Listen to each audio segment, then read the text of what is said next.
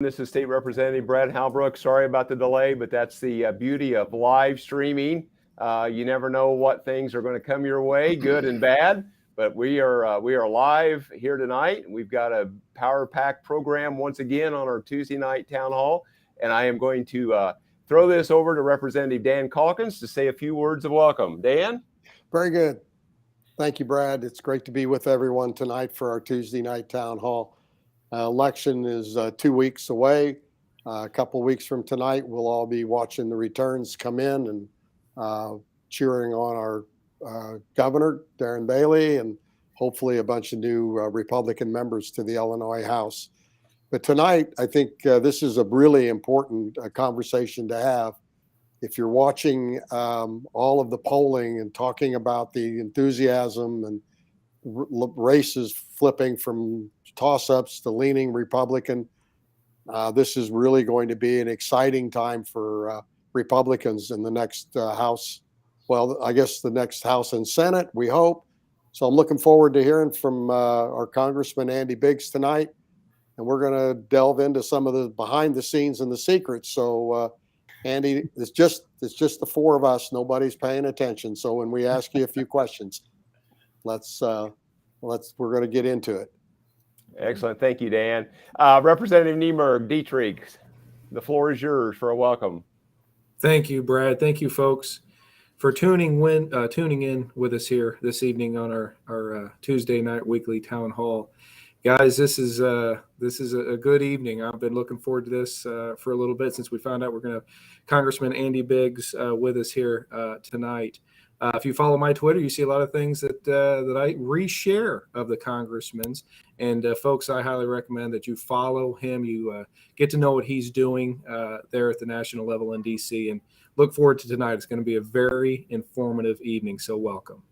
Excellent. Thank you, Adam. And Representative Blaine Wilhour. Thanks, Brad. Hey, thank you all. Thank everybody watching this. And Congressman, it's an honor and a pleasure. We have a unique opportunity here to, not only really get our country back in direction, guys. So 13 days, little over 13 days until we can do that. So, we can't implore enough to you that you got to get out and vote. You got to get out and vote like this is a presidential election. If we do that, we're going to change the state of Illinois. And that's going to send shockwaves through the whole country. So let's get this done, guys. Looking forward to this evening with Congressman Biggs, who has been a leader in the National Freedom Caucus, and we're just happy to have him here. Yeah. Excellent. Thank you, Blaine. And before we kick it over to the Congressman, he has sent us a trailer video that we're going to play just a little under 2 minutes. So stay with us, and we are going to hopefully pull this off. And as soon as it finishes, Congressman, the floor will be all yours. Here we go. January 21st, 2021 marked not only the beginning of the Biden administration. Joe Biden said on January 20th of 2021, we're going to have open borders in America. But also the beginning of the worst border crisis in American history.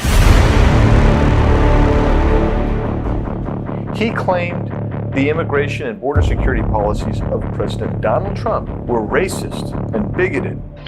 We're going to have strong, incredible borders, and people are going to come into our country, but they're going to come into our country legally.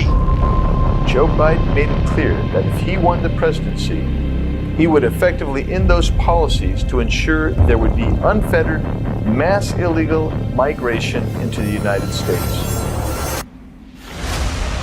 What I would do as president, I would in fact make sure that we immediately surge to the border. All those people are seeking asylum. Today, virtually everything at the border is controlled by the cartels. America's opioid crisis shows no signs of abating. 95% of the fentanyl comes from our wide open southwest border. More than 107,000 Americans died of drug overdoses in 2021. U.S. Border Patrol stretched thin by record migrant crossings. No, there will not be another foot of wall constructed on my administration.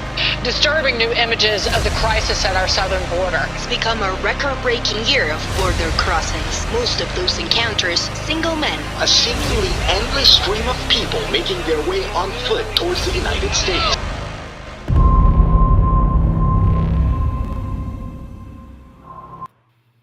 And guys, if that doesn't set up our evening, I'm not sure what will. Congressman, welcome to the Freedom Caucus, Illinois Freedom Caucus show tonight. The floor is yours.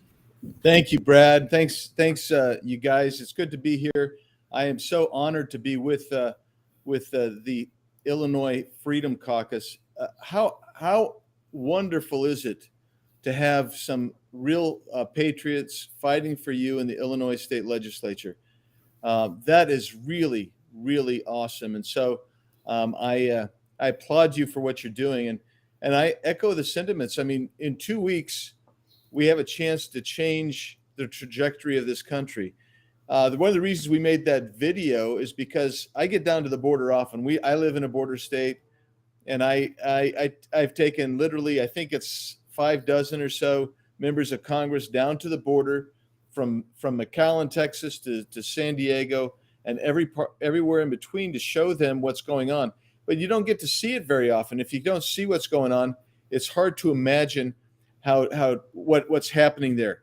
But I can tell you that I am certain that Illinois is feeling the effects of the border crisis. In Arizona, I think that the number last year is just under 4,000 fentanyl overdose deaths. And imagine this: if you had an airplane, a wide-body airplane with 350 people on it going down and crashing and killing everybody on board every day, we'd do something about it. Well, the equivalent is happening because of fentanyl overdose, and you have to get the feel for that. But the trajectory that's going to change in Illinois and this country comes when you elect people who will say, we're going to close the border down, we're going to make it secure again, and we're going to stop this fentanyl coming into across the border into the United States at such a high rate. And then when you start moving there, then you have to realize some other things as well. I want to give you some stuff with regard to the economy, because I think it's so important, because all of this kind of goes together in the sense that the Biden administration, the Biden regime, is basically spun America out of control. So oil and gas prices, why will they continue to rise? They're going to continue to rise because we're not in control of our oil and gas prices anymore, because we're not oil and gas independent. We're dependent on foreign sources to fill in the gaps, because we consume about 20 million barrels a day, and we're producing somewhere around 16 to 16 and a half barrels a day. That means we got to find that oil and gas somewhere else, and we've created this scarcity. Rents are going to keep going up. Why is that? Well, it's because people can't afford to now buy houses because the inflation and the interest rates have caused that are going to try and bring inflation under control, because the Biden regime won't take care of things. Now, if you fix the oil and gas issue, you would immediately take about 40% of the price increase pressure off, and we'd see a move down pretty quickly. And then that would allow us to stimulate the economy so that people be working again. Now, speaking of people working again, we have a labor scarcity virtually everywhere you go. And why is that? It's because 20 million people are off out of the labor market that were there just right before COVID. We had 93 million people working. Now we have about 72 to 72.5 million people working. We've got so many people that left it. And why did they stay out? Because there are incentives to stay out of the labor market. And, you have some economists, some business executives like Jamie Dimon who say a fiscal hurricane is coming. And what do you do for your retirees or those who are on fixed income? They suffer, and the middle class erodes. And, there's so much to do, but how do you fix it? Well, I'm going to tell you that the Congress could fix it. And we have to kind of use the leverage points that we have to offset a Democrat administration. But ultimately, if this country is going to be saved, both for freedom, just personal freedom, whether it's religious liberty, speech, Second Amendment rights, ability to gather, avoiding of censorship from big tech, and include those rights, and you get to economic rights and principles, ultimately it's going to be saved by the states. And that's why I think the Illinois Freedom Caucus is so important, because you drive policy that will I hope, make the change that you're talking about in Illinois, which will actually, as we see it around the country, as the states begin to take their constitutional rights back to control their own destiny and move the federal government out and shrink the size of the federal government, we'll all be better off. So, Brad, I could talk for a long time about the border. I didn't want to get into that unless you really want to get more information you can shake a stick at, because there's a lot to talk about there. There's a lot to talk about what's going on. The left is crazy in the sense that they have every institution in the country today. And I don't know what you've got in Illinois, but I can tell you what, I've never seen a more radicalized group of left-wing candidates running for office than I see in Arizona. I tell people all the time, you get the Democrats slate of candidates, they'd fit real well in San Francisco or Seattle or Portland or New York City. That's what we have going on in Arizona. So I wonder what you all have going on in Illinois with as far as some crazos trying to run your state into the ground. I think we could give you a run for your money on that one. I bet you could. I bet you could. No, I mean, our Democrats here are very centrist, and they're compromising and open-minded. No, I'm sorry. Yeah, I was going to say, Dan, come on. We got some of the most radical politicians in the country, and our governor has his eyes set on running for president. We already sent the United States a president a few years ago.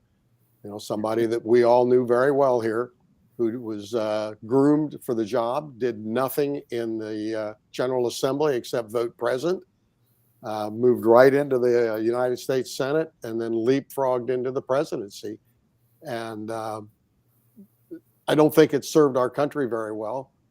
And if the next guy climbs the ladder the same way, and he's even more far left than President Obama, and his family has, tens of billions of dollars, which makes him an attractive candidate to the Democrats because he can self-fund.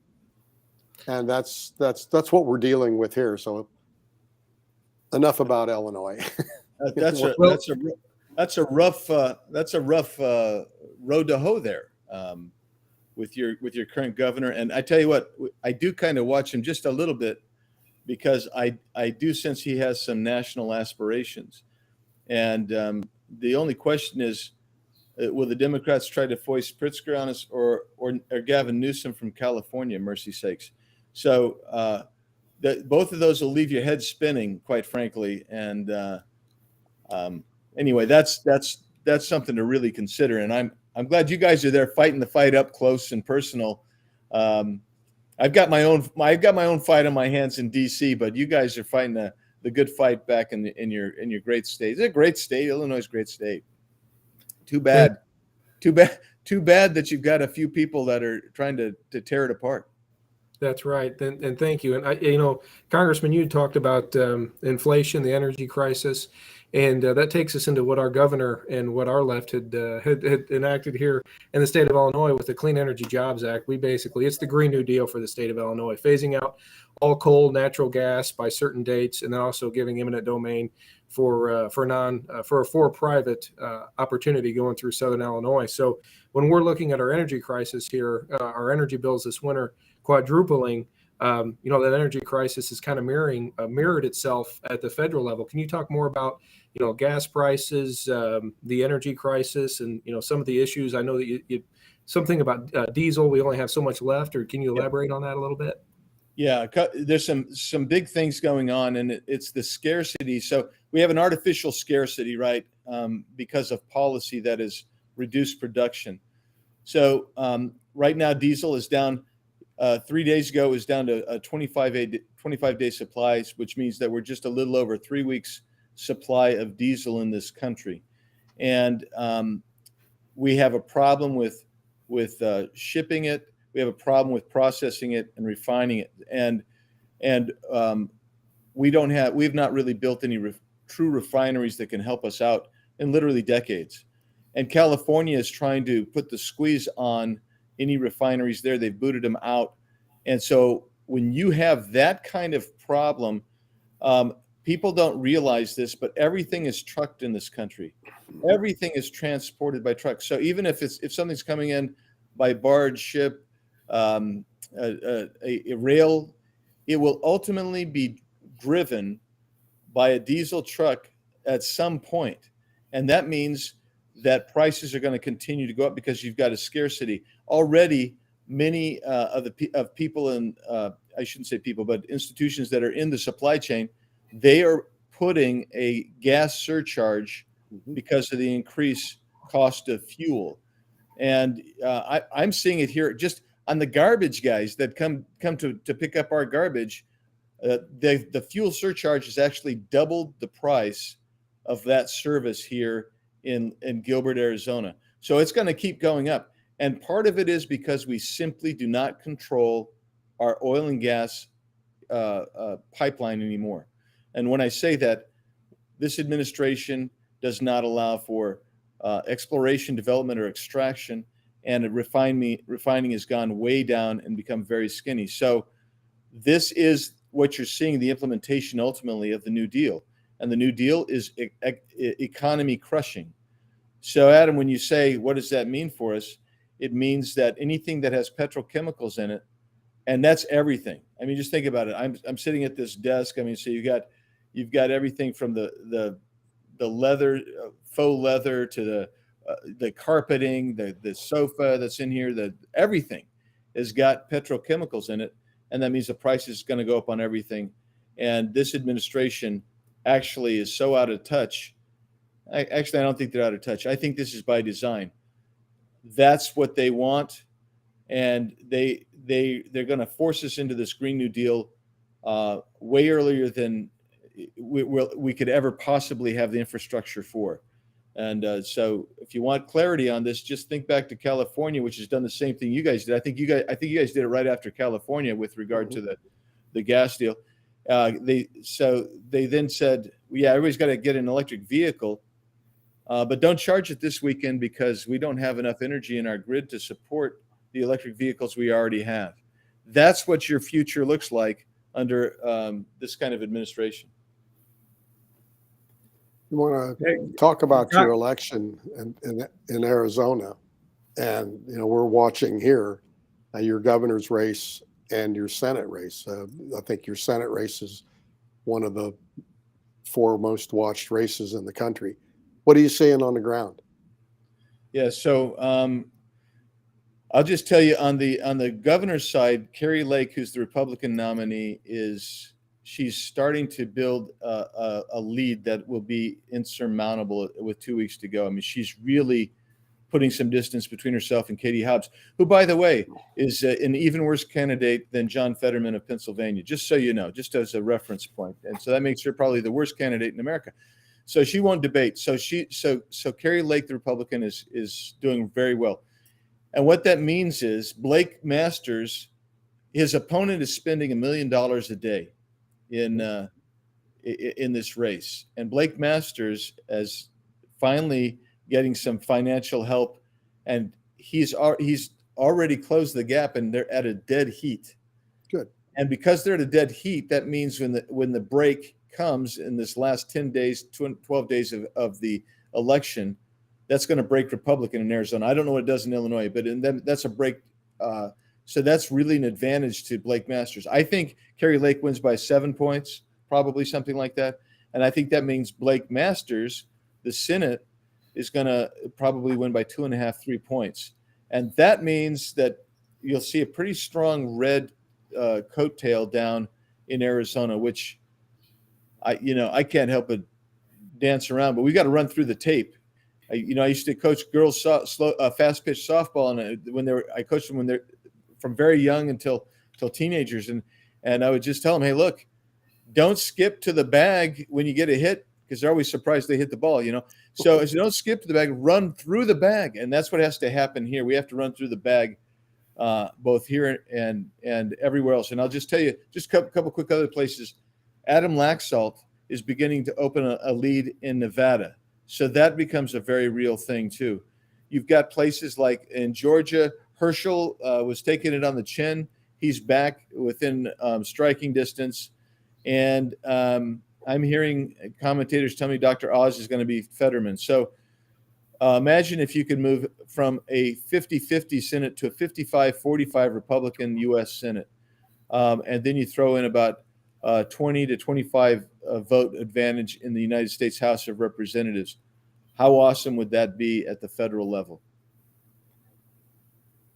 Yeah, that's really good and really encouraging to hear. If guys like, Blake Masters and JD, these folks do a very different narrative coming out of the Senate. And you hit on something earlier that, Arizona is not San Francisco about the state of Illinois.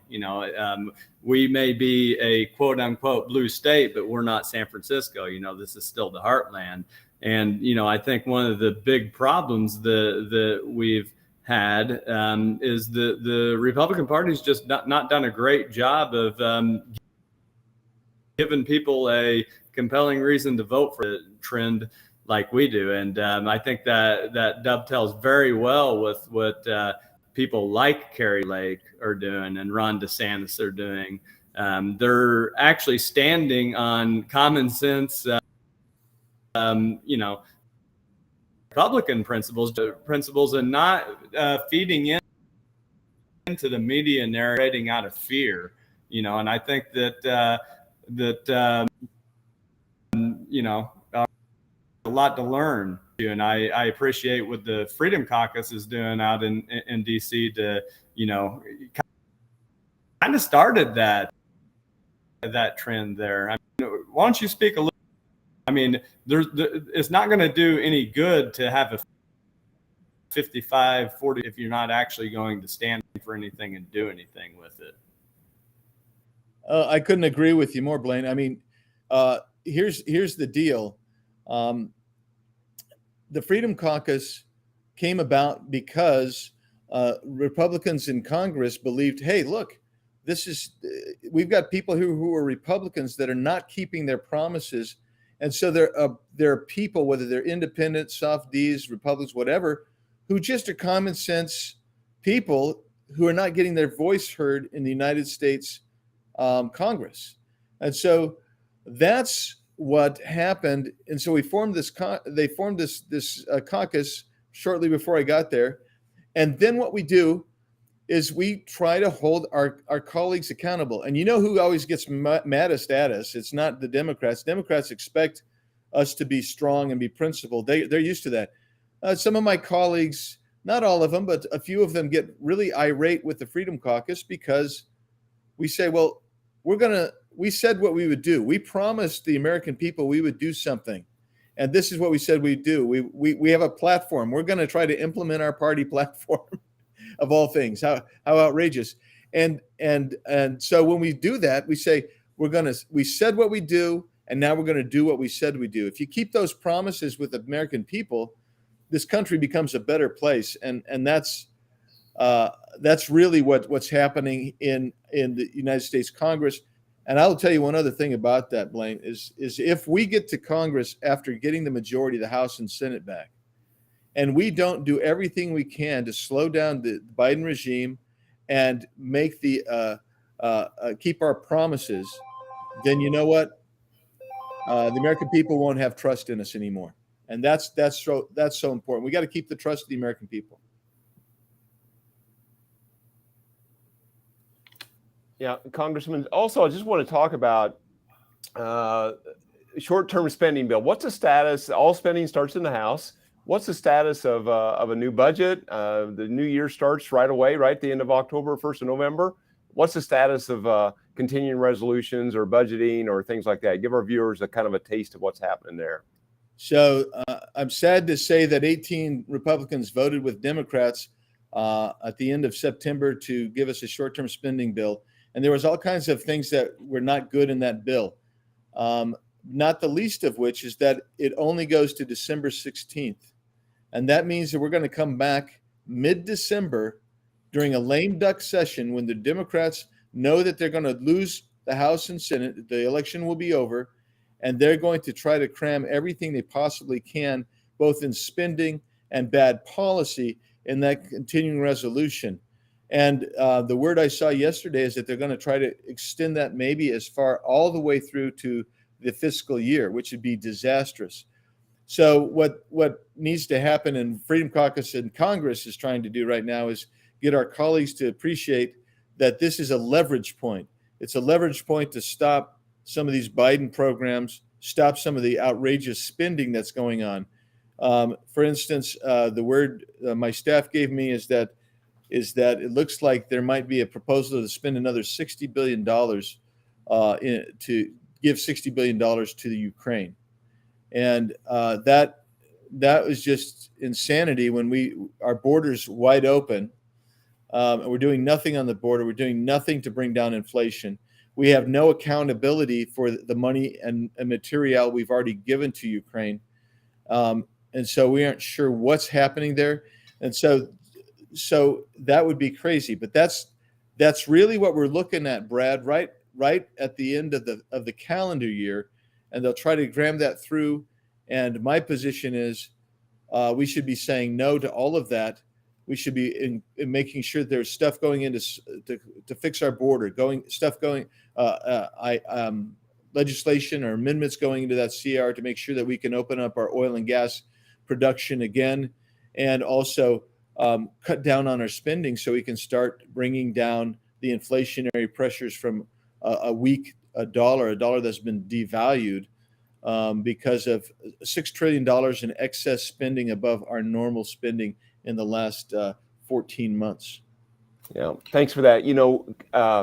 Like Illinois, when they pass some bill, some act, it always does the opposite of the intended title. In Illinois, we have the Safety Act, and it's really making our citizens more unsafe. You guys have, or Congress out there has passed, the Inflation Reduction Act, and it seems to have done just the exact opposite. Some of the quotes I've heard the president talk about here in the last few days, he thinks it's just working just right, and if Republicans take control, it'll be worse. I don't quite understand his train of thought there. Well, first of all, everything that President Biden says can be taken with a grain of salt. Never forget, this is the guy that knew Corn Pop or whatever the guy's name was, and has a whole history of living in a fantasy land. So that's a problem. But the other thing is that bill, as soon as it was passed, the Democrats came out and they said, we just have implemented a substantial portion of the Green New Deal. Yeah. And Biden said just the other day, he said, hey, this is designed to kick in later. A lot of this stuff's going to kick in later. And that's just bogus. What's going to kick in later is even more stringent economic pressures for inflation that'll give us inflation and will actually contribute to the recession that we are technically already in. And, if you look at what Secretary Yellen has been saying, she's trying to do a mea culpa at the same time she's blaming, say, well, the rest of the world's having inflation too. It's driving some of that inflation is the fact that oil and gas in the U.S. is no longer cheap and available, not just here in the U.S., but around the world. That is driving international economic dismay everywhere. And so I don't ever take President Biden too seriously. Here's the guy that was hugging the Easter Bunny, for mercy's sakes, not too long ago. So just take him with a grain of salt. Absolutely.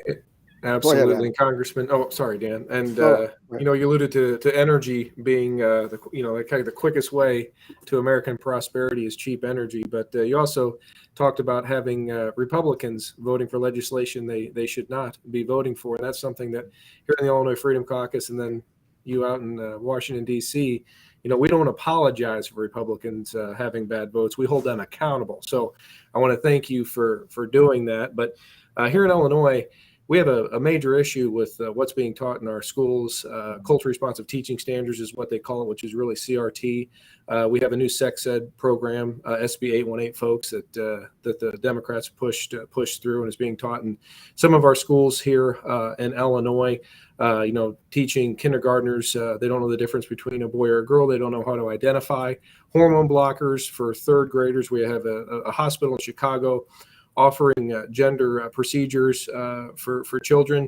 That really there's no age put on this, and it's a really cultural major issue we're fighting here in the state of Illinois. Could you expound on that and what you're dealing with on the federal level? Yeah, we're seeing that in a lot of places. There's been some good response in some states where they've gone in and they said, we're not going to allow, like Florida's done great. DeSantis has done great. There's been efforts here in Arizona. And I would say there has to be efforts in all the states to try to bring that under control.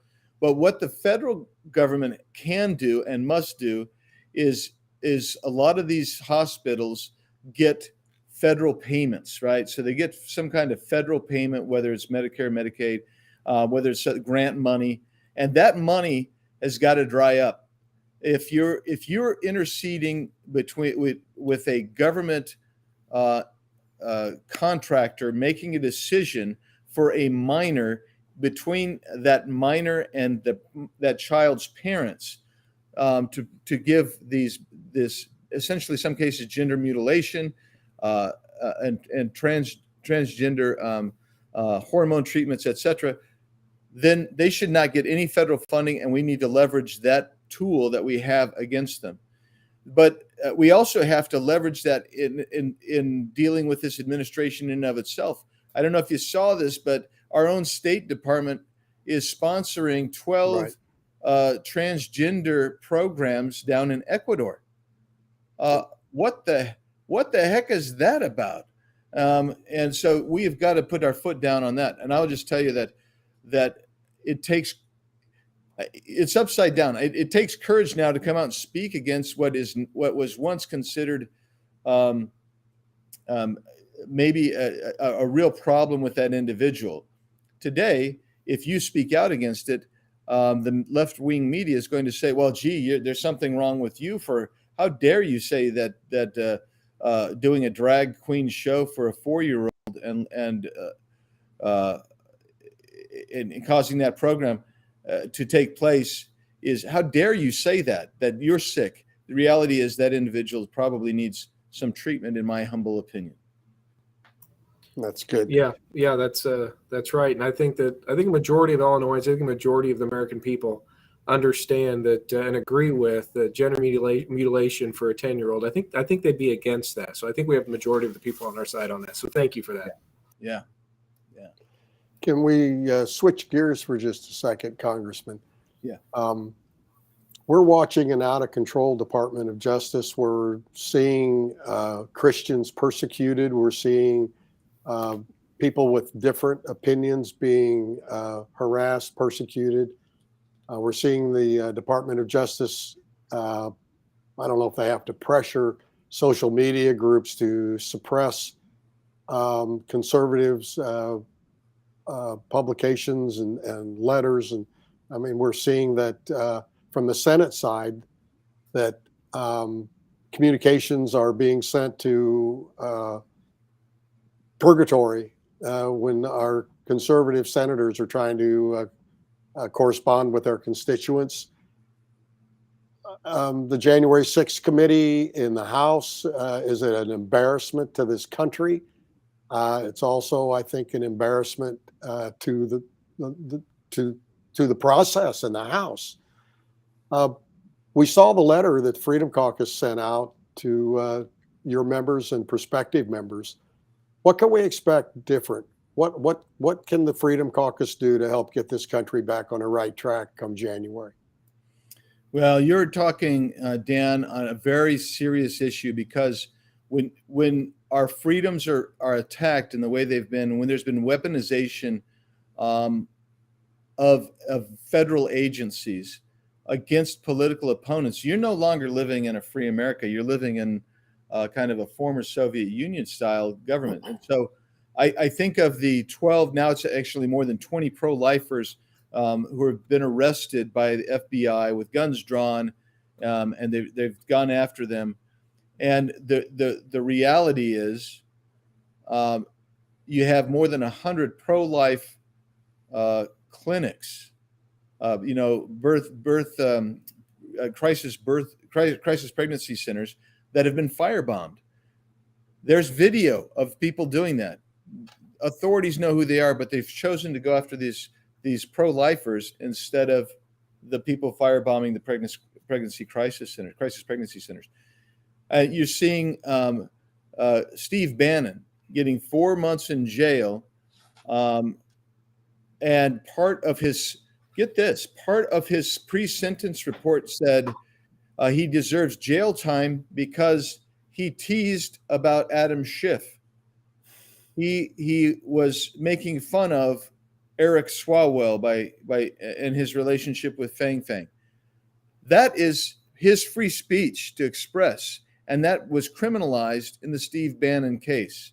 So what you can expect is, I'm on the two committees, Judiciary and Oversight Committee, that will deal with these specific types of abuse from the federal government. And Jim Jordan should be, and I believe he will be, the chair of the House Judiciary Committee, and then James Comer from Kentucky will be the chair of the. I got to make sure that's right. Kentucky, I believe that's right. He will be the chair of the Oversight Committee, and I sit on both those committees.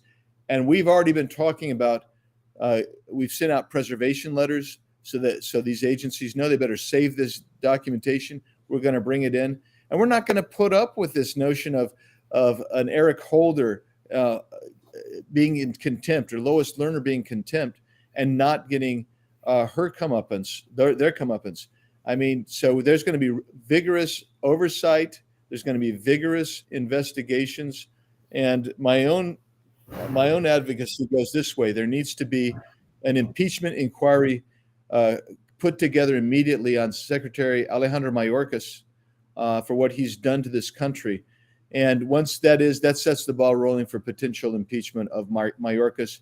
I've introduced resolution to impeach him already. And I know Chip Roy from Texas is working on another set of articles, and he and I are going to work on that together to update the resolution that I put in. But we're ready to go on that. That's what I think you're going to see differently here. As far as the J6 committee goes, that has just been, in my opinion, one of the most embarrassing types. It's been actually an example of what we have seen as members of Congress since in the last 4 years since Nancy Pelosi came back to power. She's changed the rules. She's been abusive. She hasn't had respect of the rights of the minority in Congress. And that, to me, is something that she needs to be held accountable for. In fact, all the Democrats do. What about these judges? I mean, Steve Bannon, somebody pulled the trigger on that. Somebody signed the search warrant for Mar-a-Lago. Somebody has approved the arrest warrants for the Christians. The FBI guys didn't go on their own just because they decided. Someone in the judicial system is allowing this to happen. Will you guys impeach judges? Well, it's my hope that we will investigate them. So here's the option that you've had, and let me give you an example. One of the judges that you've mentioned is a guy named Judge Sullivan. He's in the district court, and in the district court, I've talked to attorneys representing the J6 prisoners, and they say, well, we can't do anything because the judicial ethics bar is not going to do anything because they're in the D.C. circuit. They're not going to hold any of the lawyers accountable either. So Justice Sullivan is right there where he'd be at the top of my list. And that's kind of where I am is that, but I don't know that I have all of my colleagues there, Dan. I'm just going to be frank with you. I think I've got a certain segment of them, but I don't know if we have enough of them to carry the day. And I am concerned because Kevin McCarthy said the other day that he didn't want to do impeachments because he thought they were too political. This is not about politics. This is about people who have attempted to destroy this country, and they must be held accountable. And one of the few checks that the founders gave us for the judiciary is to take away jurisdiction, which should happen. We should take away jurisdiction. If we're not going to impeach, take away jurisdiction in many cases. And then also impeachment of judges. That's our checks, really. Congressman, thank you. We're going to make kind of a last lightning round here around the panel, and appreciate you being with us tonight and our viewers. So at that time, I'm going to kick us off to Blaine for a kind of a closing question or closing comment. No, I just want to say thank you for Congressman Biggs to spend almost an hour with us here tonight. We really, really appreciate what you're doing out in D.C. And like I said before when we started this, we've got a real opportunity here, even so much about Democrats and Republicans and independents. An actual voice people's been ran over for too long. We got an opportunity to, in this election to send some real fighters over there. They're going to hold people accountable.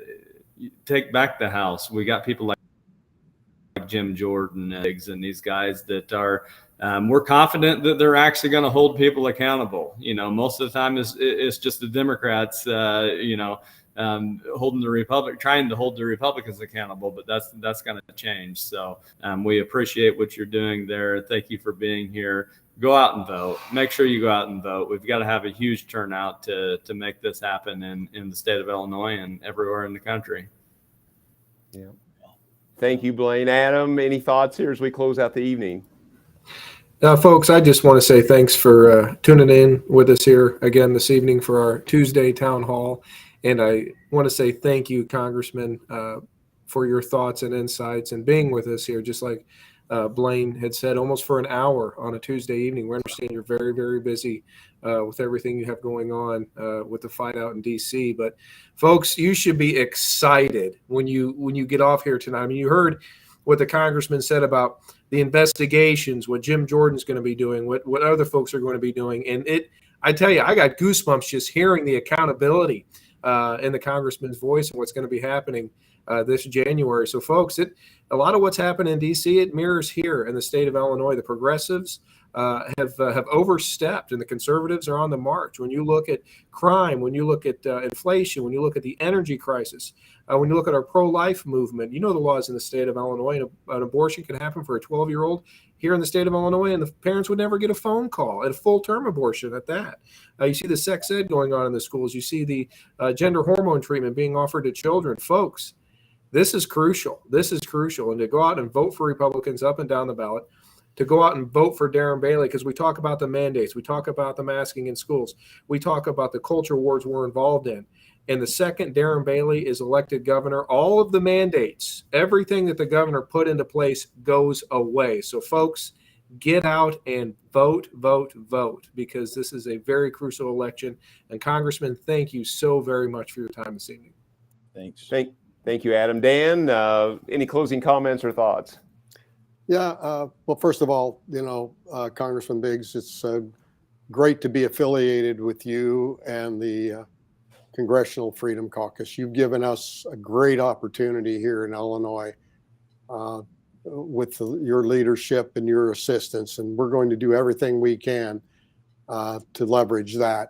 I take it to heart that you guys are going to stir things up out there and hold people accountable for what's happened over the last 4 or 5 years.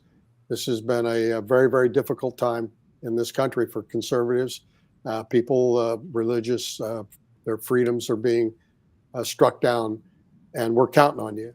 We're counting on you to do it. We're going to do our part here. We're going to try to send you some good folks. We've got in this part of the world a lady named Regan Deering, Esther Joy King, running hard to bring you a couple of new members to help fill that gap. And here in Illinois, can't say it loud enough, often enough, or hard enough.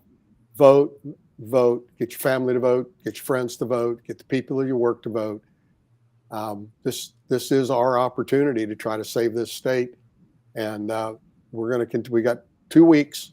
Let's not let up. Thank you again, Andy. We really appreciate your time. Thank you. Thanks. Yeah, and Congressman, as we close out, I'll give you a minute here with a little closing comment. I just want to urge everyone to join us live next Tuesday in Tuscola. Watch our social media sites and email for what we've got going on.